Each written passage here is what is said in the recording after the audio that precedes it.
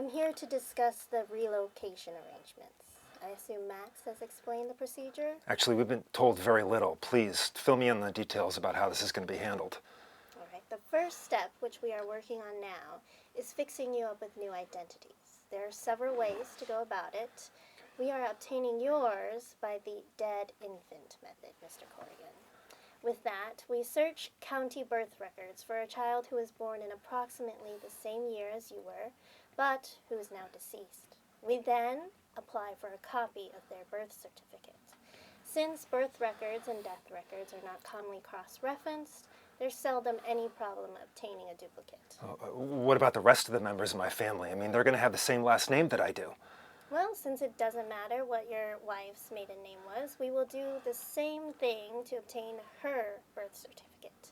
Then we can have a marriage license created with your new names and planted at a Bureau of Public Records.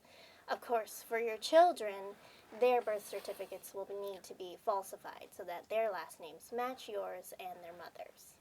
After you receive your birth records, you then can apply for other forms of identification, like voter registration or social security cards with your new identities. After that, it's a very simple matter to obtain a driver's license, which is actually the most important document. What about putting my children into school? I mean, don't they need transcripts and inoculation records? Yes, that can all be falsified just as we do your marriage certificate, and they will be sent directly to their new schools from a private school in Vermont, which we use for that purpose. We have people working on school transcripts, and they actually have more former students than any other school in the country. Where will you be sending us? That has yet to be determined. We want to make sure there is as little chance as possible of you running into people that you knew before. Because of that, I need to know some things about your background. I was born and grew up in Pittsburgh. I have some relatives there, what's left of my family anyway. My mother and my brother were killed in a car accident a year after I graduated high school. After that happened, I floated around for a couple of years, not really caring about much, working one job from another, the way the kids do. I've never been further west than the Mississippi. I've never been farther south than we are here right now. Okay, what about Mrs. Corrigan? She was born an only child and grew up in Norwood. Her mother's still really active there in social and civic affairs. She's not really close to any other members of her family besides that, and except for the couple of years that she spent at Duke University, she's never really been out of Virginia.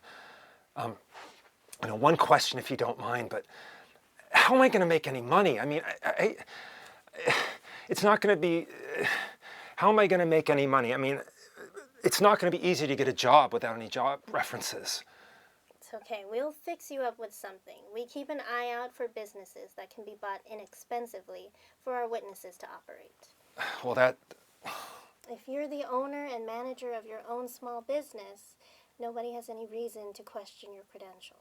That doesn't sound very promising. I mean, any job that's being sold for peanuts, it's not going to have very much potential to be a moneymaker.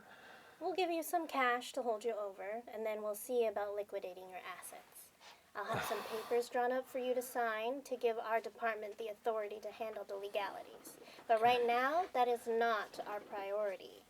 A major effort is being made to find you, and we want to get you transferred as quickly as possible. What's happened now? Your mother-in-law received a phone call. A man identifying himself as your editor told her that a movie producer wants to buy the film rights to one of your books. I take it you don't think that's legitimate? I mean, of course not. Why would you? Any movie deal would come through my agent, not through my publisher. They never would contact my mother-in-law. I don't think they even know what her name is. We know that it's not legitimate. We called your publisher. The editor that was supposedly trying to reach you is on vacation, and no one in the office knows anything about a movie offer. But a man like that knows all the angles.